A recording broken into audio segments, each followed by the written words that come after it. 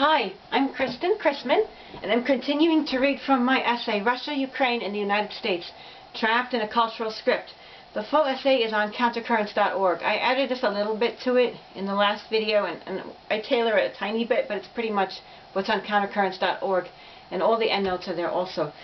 But what we've been talking about is the current cultural script is very dangerous. This drama that's being, a false drama, that's being promoted by U.S. policymakers and media makers, pretending that the international conflict that's going on is a case of an innocent victim versus an evil persecutor with a rescuing hero. And this video here is going to be talking about Russian fears, because one of the ways in which U.S. policymakers and Ukrainian policymakers and media makers try to prove that Russia is an evil persecutor is by discounting Russia's fears. Because then, if Russia's not acting out of fear, it must be acting out of malice. It's evil, it's aggressive. So this is section 4, and this is the third video. I've been saying we're doing 5 videos, but actually I'm making 6 videos of this essay. This is video number 3, and it's section number 4, called Russian Fears. With regard to the current crisis, the U.S. propaganda formula to push the script is simple.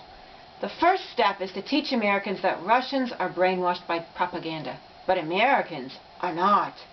Americans, if properly bred, will never guess how the mainstream media drastically limits the scope of discussion on any given topic in order to constrain our own brains, narrowly channel solutions into those already chosen by U.S. policymakers, and omits the perspectives of an enormous range of people outside the social and business circles that have designated themselves to be our foreign policy makers and foreign policy commentators forever and always.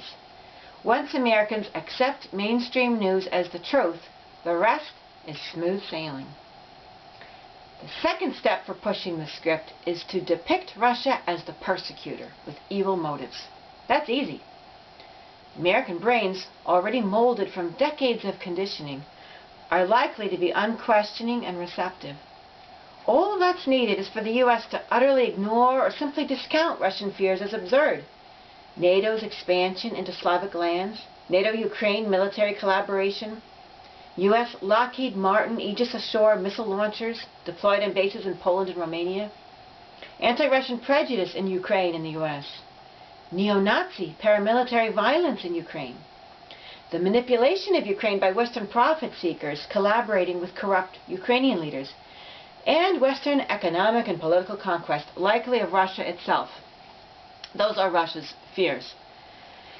Putin's original 2 requests were that Ukraine never be a part of NATO, and that certain types of weapons never be deployed in certain nations near Russia.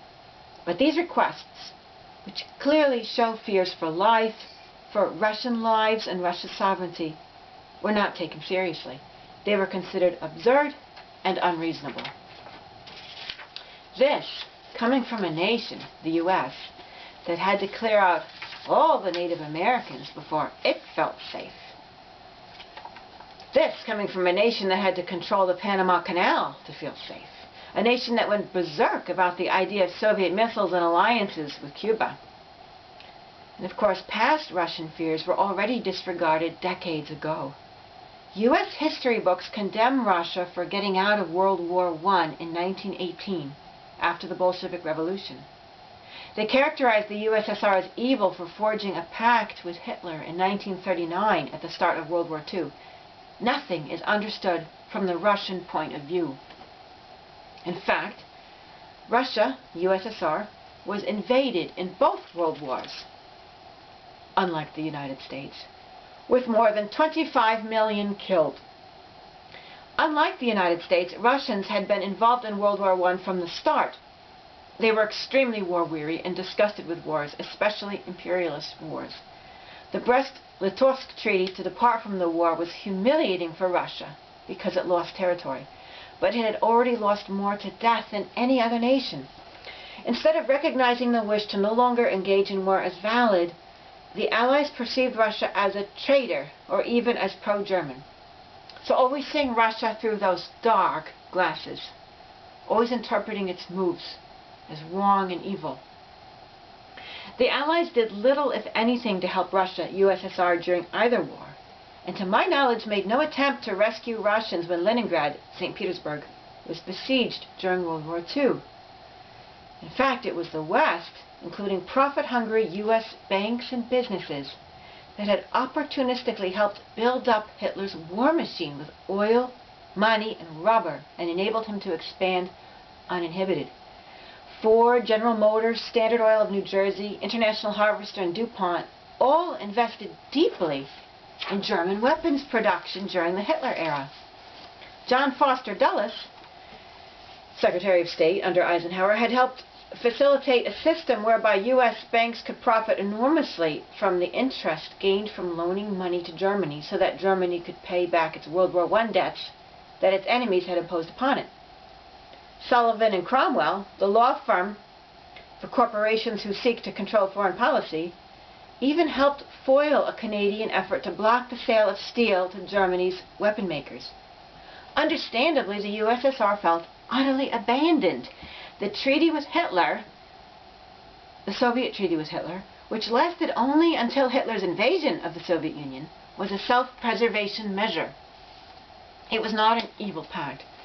Stephen Kinzer's The Brothers and Christopher Simpson's The Splendid Blonde Beast suggest that U.S. policymakers such as John Foster Dulles and their social circles of elite, wealthy men from banks, law firms, and corporations felt more comfortable with a society in which the wealthy elite maintained social status, political power, and wealth at the top of the hierarchy.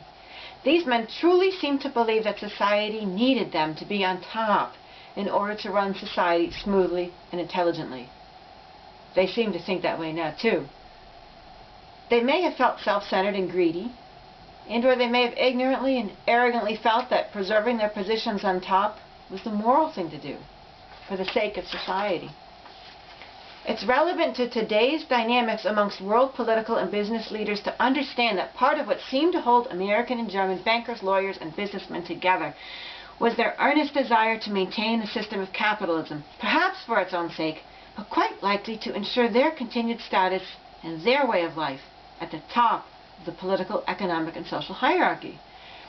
Bolshevik communism was frightening not only because it could be violent, but because it threatened to overturn the hierarchy. Workers would receive much greater power, wealth, and status at the expense of people such as Jack P. Morgan, Jr., previously banker to Tsar Nicholas II.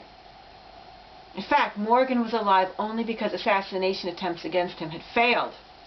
The Communist International, Comintern, had singled out bankers as the arch enemies of the working class. Morgan hired Wild Bill Donovan to investigate the Comintern, and Donovan later became the head of the Office of Strategic Services, the forerunner of the CIA. Morgan's personal attorney, Elihu Root, became the honorary chairman of the highly influential Council on Foreign Relations. He was also Secretary of War and Secretary of State. By the way, he thought the U.S. did a great job observing human rights during the U.S. Slaughter of Filipinos in the early 1900s. What I'm trying to show is that it's a small world amongst U.S. policymakers, the CIA, lawyers, bankers, and corporate businessmen. When the elite hate communism, destroying it becomes a foreign policy priority. The capitalist versus communist Cold War conflict, rather than being a moral, humanitarian, or religious battle, really seems to have been more a battle over maintaining the wealth and power of the traditional power elite. Unfortunately, the brutal inhumanity of Stalin and Hitler seemed to be of lesser significance to policymakers than threats to the social status, political power, and wealth of those who were used to being on top. Some allies even hoped that if they made a separate peace with Hitler, Hitler would keep fighting the USSR and slaughtering Russians. It's therefore quite hypocritical that the Allies denounced the USSR for making a separate peace with Hitler at the beginning of the war. But in the eyes of U.S. foreign policymakers, then as now, if a nation doesn't obey their wishes, that nation is considered an enemy. Hitler's severe anti-communism and anti-communist measures tend to get muffled in the United States, perhaps because that might make us feel sorry for communists, which is not what the U.S. policymaker, businessman, banker, lawyer circle wants. former Secretary of State Madeleine Albright described Lord Halifax, Edward Wood, formerly the Viceroy of India and a close associate of Prime Minister Chamberlain. Quote, "Like many of his social standing, Halifax measured politicians primarily by the intensity of their distaste for Bolshevism. In 1936, he visited Germany for the first time and pronounced Hitler's regime, which had locked up every communist it could find, fantastic." End quote. In an effort to improve modern U.S.-Soviet relations, singer and songwriter John Denver, whose feelings of friendship and sympathy evidently contrasted greatly with the attitudes of U.S. policymaking circles, traveled to the USSR in 1985 and visited Pishkarovskaya Memorial Cemetery, in which 470,000 Russians are buried, who died during the 872-day siege, like 2.5 years, of Leningrad, primarily inflicted by Germans, but with the help of Finns. It was the longest and most destructive siege in history. 630,000 Russians died from starvation. While the siege was devastating to the USSR, it's rarely heard about in the United States. Americans never hear about the diary of Tanya Savicheva, only the diary of Anne Frank. West of the Leningrad-Moscow line, destruction from the Nazi invaders was nearly total, with most homes, factories, bridges, waterways, dams, canals, barns, sheds, and wells destroyed, ruined, or poisoned. But Russian pain and suffering and fears are always muted in the U.S. press and in policy-maker minds, because such emotions shine a dangerous glimmer of thought in the American mind that Russia may, after all, not be evil. Clearly, Russia has had to fend for itself. But U.S. policymakers never seem to grasp Russia's need for friendly neighbors. Following World War II, NATO was created to militarily combat the USSR. The Marshall Plan, proudly described as an indicator of U.S. generosity, was established to contain communism, but perhaps even more, it enabled the U.S. to economically outrival the USSR, just as Rockefeller wanted to do 60 years earlier, and economically dominate Europe through promotion of the U.S. open-door policy, which boosted U.S. business profits and access to markets in Europe. The USSR was also desperately in need of a loan, but the U.S. refused to give it any loans unless it agreed to join the U.S.-dominated World Bank, an institution now infamous for imposing intrusive conditional requirements upon borrowers. The USSR refused to join. Marshall Plan aid was opportunistically tied to the purchase of U.S. agricultural products, and the program also helped the U.S. policymaker, businessman, banker circle by creating an international order based on the dollar. The authors of the Marshall Plan, State Department official George Kennan and Secretary of Defense James Forrestal, formerly a board member of the Chase Securities Corporation associated with Rockefeller's Chase Manhattan Bank, and former president of the investment banking firm of Dillon Read & Company, with CIA Director Allen Dulles as a consultant, created a secret system enabling the CIA to skim millions of dollars from the Marshall Plan as a constant source of untraceable cash. Each nation that received Marshall Plan aid had to set aside an equivalent sum, and 5% of those funds were given to the CIA through the plan's overseas offices. If there's still any lingering admiration for U.S. generosity associated with the Marshall Plan, note the words of its author, George Kennan, in a 1948 memorandum. We have about 50% of the world's wealth, but only 6.3% of its population.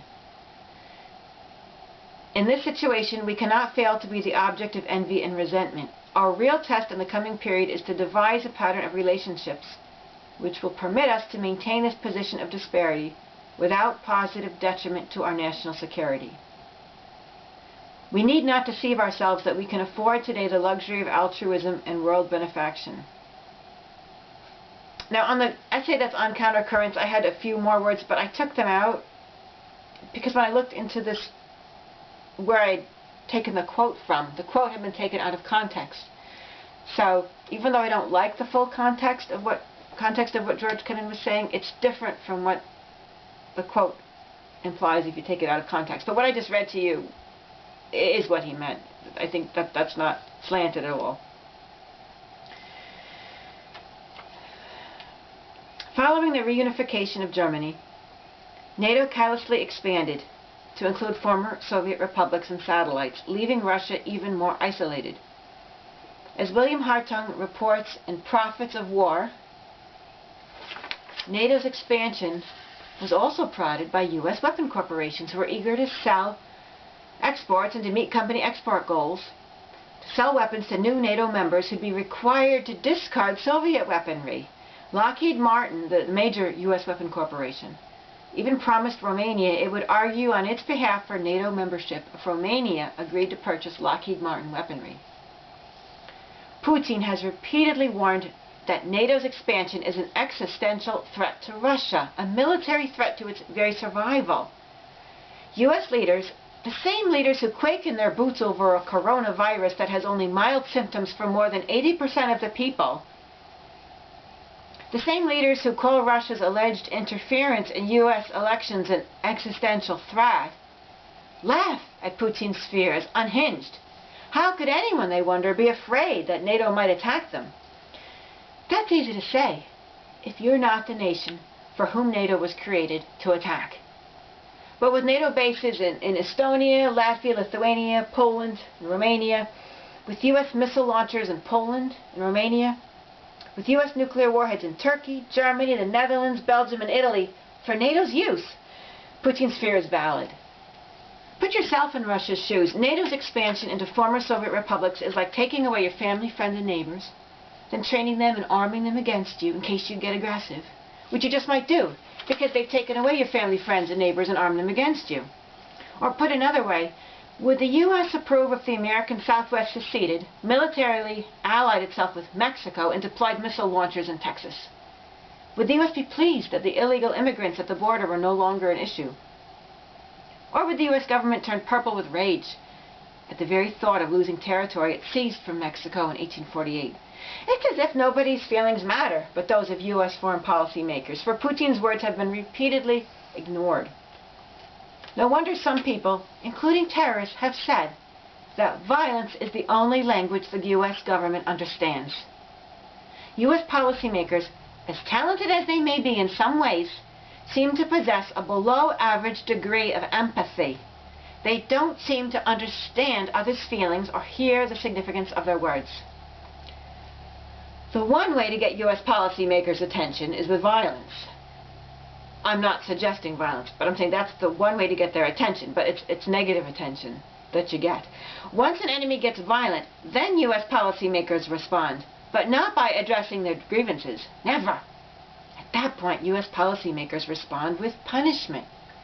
Then, acting like a snippy, tight-lipped parent, they proclaim they won't communicate or negotiate with the enemy because that would be considered a reward to the enemy for his violence and thus encourage enemy violence, even though it was the U.S. government's failure to remedy injustice and grievances that encouraged the violence to begin with.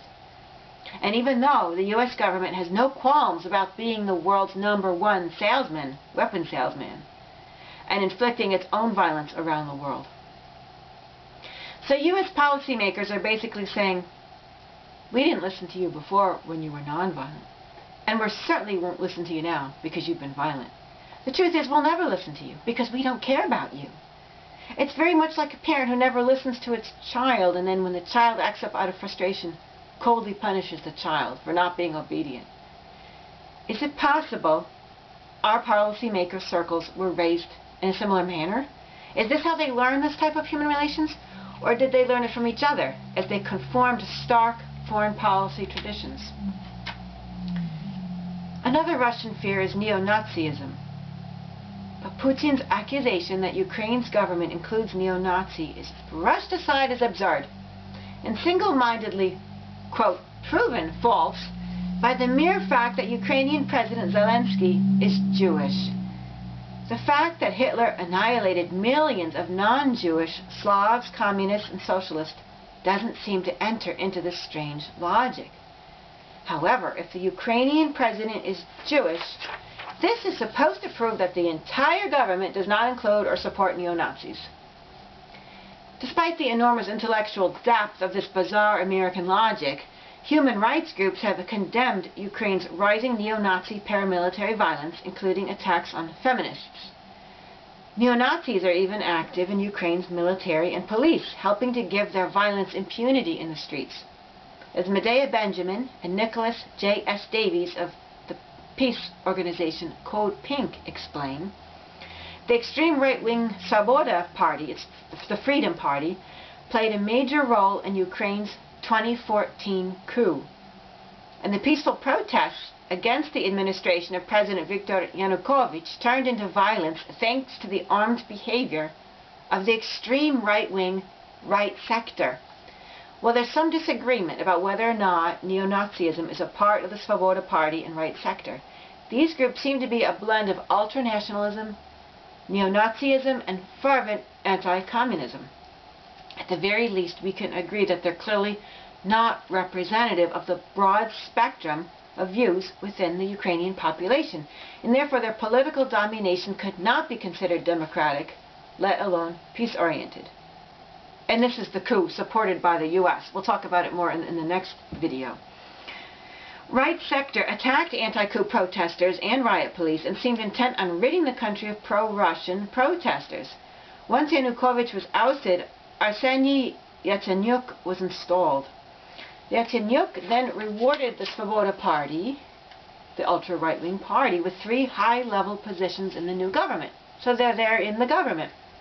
Meanwhile, the neo-Nazi unit, Azov Battalion, helped attack the self-proclaimed republics of Donetsk and Lugansk, and Ukraine's civil war began.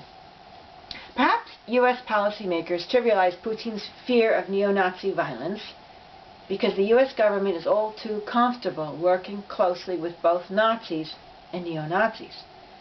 Following World War II, the U.S. government seemed to quickly change sides and employed 1,000 Nazis for espionage against the USSR. Similarly, the UK made an about-face in Greece and turned upon the very communists that had been largely responsible for resisting the horrific, cruel Nazi occupation of Greece.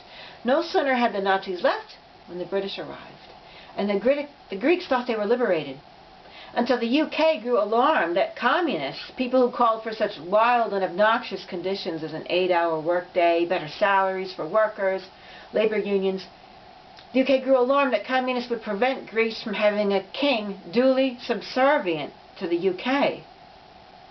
Consequently, UK forces delivered the democratically minded communists into the hands of former Nazi collaborators for torture and execution in a massively deadly campaign known as the White Terror.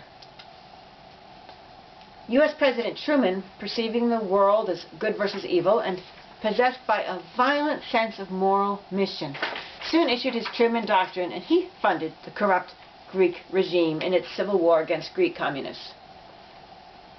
Even in 1973, the U.S. was collaborating with brutal pro-Nazis during the CIA's 9/11 coup against Chile's left-wing Salvador Allende. Pro-Nazis helped ensure a horrid aftermath for tens of thousands of Chileans. Their 9/11 in 1973 was a lot worse than the U.S. 9/11. A lot worse. But that one's forgotten by Americans.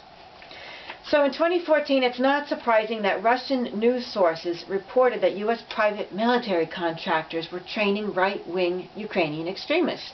If true, perhaps this is why the U.S. government hasn't bothered sending troops. The use of private military corporations enables the U.S. government to get involved violently, but out of the public eye.